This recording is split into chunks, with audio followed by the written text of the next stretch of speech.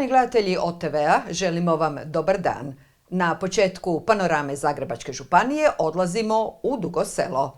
Ostanite s nama.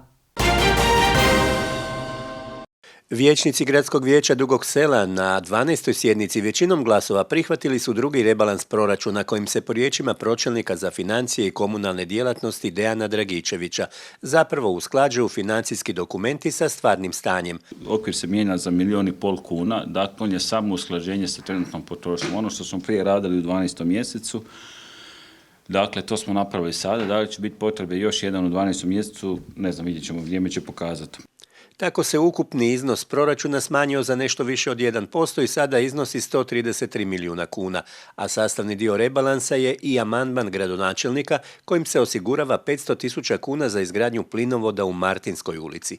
Na aktualnom satu, nakon pitanja vijećnika Zlatka Matacuna i Mihajla Pintera o opskrbi Dugoselaca plinom, direktorica Dukomplina Mirjana Somođi rekla je da se građani koji su imali ugovore s drugim distributerima, a takvih je oko 180 kućanstava, ne trebaju brinuti za opskrbu, jer će ih preuzeti Dukomplin.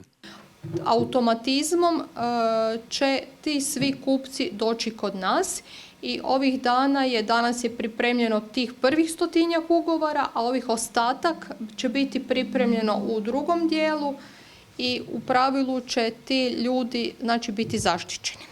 Privreda će ga dobiti prema tržišnim uvjetima, prema sadašnjim izračunima i nekim informacijama koje imamo. Okvirne cijene za građane će ostati oko 3,5 kune, kao što je bio i do sada, i za stare i za nove.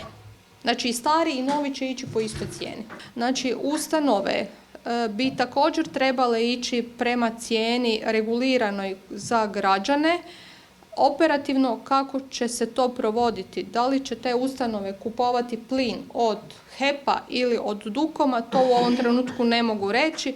Izgradnja nadvožnjaka preko pruge ili bolje reći prestanak radova na izgradnji i stalno otezanje sa završetkom radova još je jednom bila tema na aktualnom satu nakon upita vijećnika Mihajla Pintera. Gradonačelnik Nenad Panijan je potom vijećnicima pročitao aktualnu komunikaciju odrađenu za vrijeme sjednice, po kojoj se dalo naslutiti da bi nastavak radova mogao uslijediti vrlo brzo. I zadnja poruka sada, evo gospodin Stipe Knezović mi je dozvolio da je pročitam. Kaže, pripreme su u tijeku, dogovorili smo građevince za pripremu za asfalt i čekamo odgovor za asfalte i krećemo u akciju. Moj odgovor je bio yes. Vidjet ćemo se drugi tjedan. No već je bilo toliko najava nastavka radova da više ni sam gradonačelnik ne vjeruje. Nadvožnjak će do nove godine biti gotov. A ako ne bude, onda ćemo svi mi ovdje se dogovoriti, jer će sad je bilo dosta. Jer smo svi mi građani grada Dugog Sela i ne dam da se sa gradom Dugom Selom igraju. Ja mogu biti pristojan godinama, ali onda vas sve tražim da mi stanete iza leđa kad krenem gore. Nadam se da to neće biti potrebno. Vijećnici su većinom glasova prihvatili izvješće o izvršenju proračuna i izvješće o radu gradonačelnika u prvih 6 mjeseci, a gradonačelnik Nenad Panijan je pritome predstavio studiju izvodivosti geotermalnih voda na 6 lokacija u gradu. To je točka Kopčevec, Čednovčak, Požeška zona Leprovica, Ciglana jezero, Prozori i ona najvažnija koja će biti uklopljena i u ovaj projekt Sportsko-edukativnog centra u sklopu zelene tranzicije je zadnja točka gdje idemo najmanje na dizalicu topline, a ako bude povoljno možemo ići i na direktno iskorištavanje tog dijela. Ne znači da će u svim točkama biti povoljno, ali odredili smo 6 značajnih točaka koje ćemo morati u prostornom planu odrediti kao točke rudarskog istraživanja. To ćemo naknadno u ovom urbaničkom planu. Znači, to je sve u prvih 6 mjeseci, uključujući ovu studiju procjene na koju sam najviše ponosan. Tijekom rasprave o rebalansu na sjednici Gradskog vijeća saznali smo da se proračun dobro puni i za prvih 8 mjeseci porezni prihodi su veći 8% od očekivanog. A što je tome razlog, pitali smo nadležnog pročelnika Dejana Dragičevića. Dakle, i broj doseljavanja Dugo Selo i to radno aktivnog stanovništva, dakle, to je porezni prihodi su prvenstveno, prihod od poreza na dohodak. I ono drugo, naravno, to građani možda ne vide i se ne žele to priznati, rastom cijena odnosno inflacijom koja ne samo kod nas nego i u čitavoj Europi, neminovno je da dolazi do rasta plaća. Naravno, taj rast plaća jasno uzrokuje povećanje poreznih prihoda, odnosno prihoda od poreza na dohodak.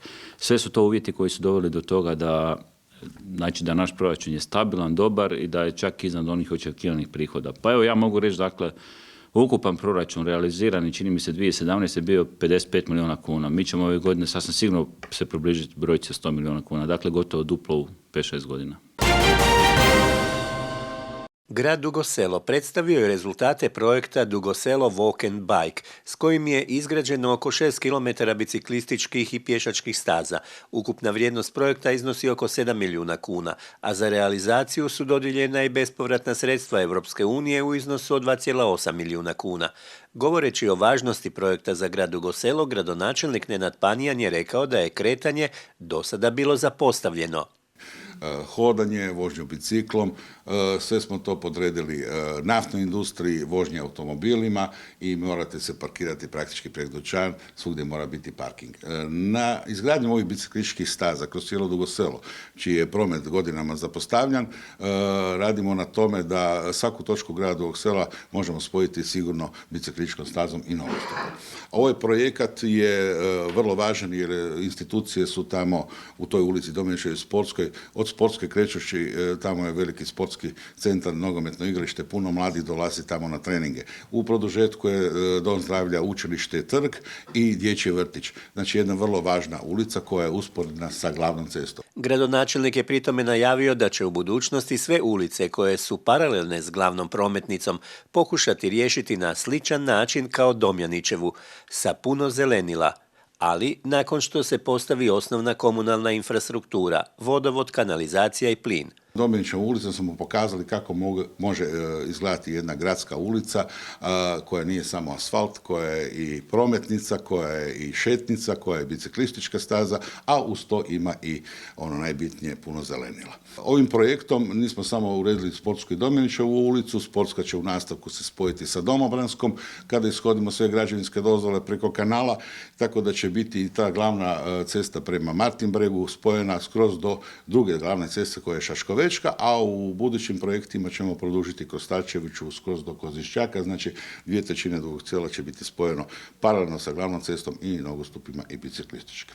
Tu ne stajemo, naravno sve te paralelne ceste južno od Zorićeve i Zagrebačke, to su Kažotićeva, to je Krležina kad ju otkupimo i na kraju Sajmišna će isto tako biti spojeni biciklističkim stazama i nastojimo sve napraviti u sigurnosti prometa, da opet kao neki ne oduzmemo i parkirna mjesta. O financijsko-tehničkim karakteristikama projekta izgradnja i opremanje pješačko-biciklističkih staza u Dugom Selu govorio je predstavnik Logičke matrice Drago Pavlek. Građani mogu kombinirati biciklistički javni prijevoz te smanjiti ovisnost o automobilskom prijevozu. I nadamo se da će doći do rasterećenja pješačko-biciklističkog prometa na visokorizičnoj prometnici, onoj glavnoj ulici Josipa Zorića.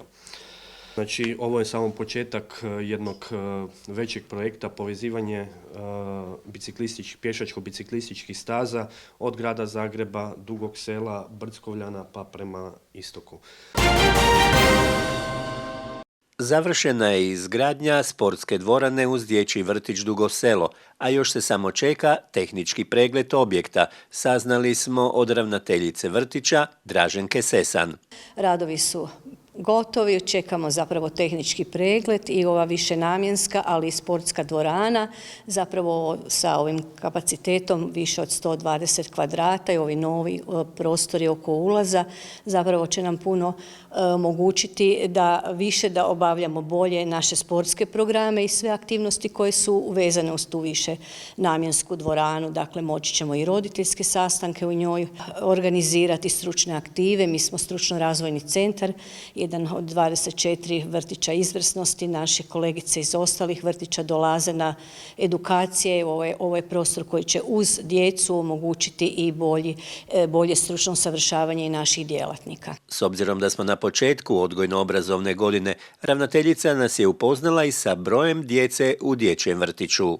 Krenuli smo sa 16 odgojnih skupina, 366 djece, 2 su nam u područnom objektu u Lukarišću, negdje oko 85 novo upisane djece u 3 jasličke skupine je počelo u ovoj pedagoškoj godini, evo i čekamo i proširenje kapaciteta.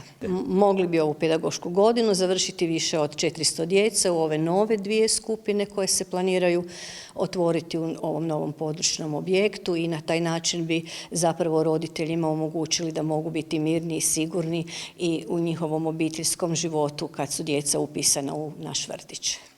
Treba spomenuti da je Dječji vrtić Dugo Selo započeo s produljenim radom vrtića u sklopu projekta Vrtić u zajednici, zajednica u vrtiću.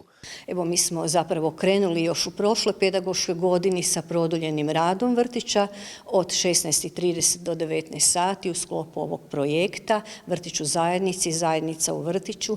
Ciljem je zapravo kroz nove programe, novo nastale programe unaprijediti to vrijeme djeteta u vrtiću, a isto tako i nekako obiteljski život roditelja omogućiti bolju kvalitetu da djeca mogu biti u vrtiću u programima u sklopu 10-satnog programa, a roditelji onda mogu planirati svoje ostale aktivnosti u obitelji i poslu.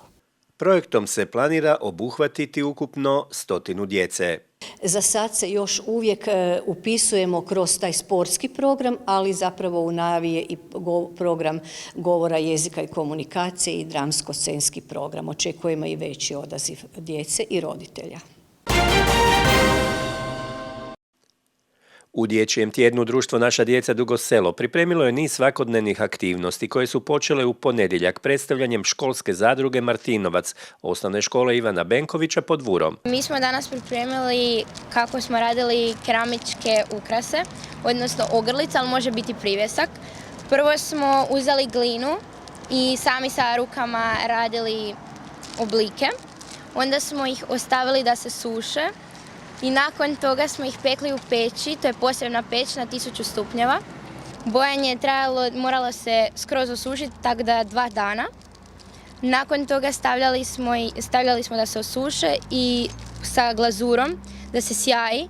To je još trajalo 3 dana jer se to mora sve stvrnuti i osušiti. Na kraju ispadne ovako jedan privjesak, odnosno ogrlica. I ove ogrlice prodajemo za 30 kuna. I osim ogrlica i narukvica izrađivali smo i ukrašavali smo i platnene vrećice na način što smo linorez prvo izrezali i oblikovali te zalijepili na drvene daščice i onda njima otiskivali platnene vrećice uzora. Do petka će se predstaviti sve školske zadruge dugoselskog područja, uključujući i srednju školu, a radionice će se održavati svakodnevno u 18 sati u prostorijama društva Naša djeca u Kažotićevoj ulici. Biće tu pričarije, gluma, pokusarije, evo danas navečer imamo pokusarije od 6 do 7 će trajati ta radionica. Zatim imamo izradu narukvica prijateljstva, kviz za naše učenike osnovnih škola i ugostit ćemo u petak našu književnicu, odnosno za djecu, gospođu Jelenu Pervan, koja će održati Tonkinu radionicu, koja će biti isto priča i slikarije. Za subotu smo pripremili filmsku subotu, prikazivanje 4 besplatne projekcije koje će se održati u dvorani Kulturno-umjetničkog društva Preporod. I za nedjelju smo pripremili šetnju poštnom stazom, Dugoselskom poštnom stazom i markiranje, odnosno obilježavanje te staze uz pomoć našeg suradnika iz planinarskog društva Runolist. Detaljnije o programu možete naći na web stranicama društva Naša djeca Dugo Selo. I ovogodišnja po sudionicima do sada najkvalitetnija Cro-Race biciklistička utrka u svojoj najzanimljivijoj posljednjoj etapi prošla je kroz Dugo Selo, a sudionike utrke uz glavnu prometnicu pozdravili su brojni Dugoselci. Tijekom vikenda u gradskoj sportskoj dvorani održan je 4. Dugo Selo Taekwondo Open, koji je okupio brojne natjecatelje, rekla nam je Janja Bambić, trenerica u Taekwondo klubu. Nismo radili dok je bila korona, nažalost. Danas smo se okupili u velikom broju, došlo nam je 250 sudionika iz Republike Hrvatske, Federacije Bosne i Hercegovine i Republike Slovenije. I natječu se u sportskim borbama i kiku. U sportskim borbama imamo kategorije KID, što su mlađa djeca, mlađi kadeti, kadeti i juniori. Taekwondo klub Dugo Selo djeluje već 16 godina, brojimo 130 članova, od malih vrtićanaca do umirovljenika, dakle imamo i rekreaciju. Dobne skupine su nam mlađi kadeti, juniori i seniori. Sudionike natjecanja pozdravili su predsjednik Taekwondo saveza Zagrebačke županije Boris Makarun, veleposlanik Republike Koreje u Hrvatskoj Hong Sung-wok i gradonačelnik Dugog Sela Nenad Panijan. A što da vam kažem, karate turnir, nogometni turnir, taekwondo turnir, sve za ovu našu djecu i počašćeni smo što dolaze zaista iz cijele Europe natjecatelji na sve te naše turnire. I ono što svaki puta kažem, to je put u svijet. Naši sportaši mladi na taj način proputuju u Europu, a i svijet i upoznaju ljude i ono najvažnije u životu, socijaliziraju se i shvaćaju da nismo sami. Ovo je moj prvi posjet Dugom Selu. Ugodno sam iznenađen da tako mali, lijepi grad ima tako veliku dvoranu u kojoj se okupilo puno ljudi. Impresioniran je bio veleposlanik Koreje već pri samom dolasku na natjecanje. Poštovani gledatelji, bilo je to sve za danas iz Dugog Sela.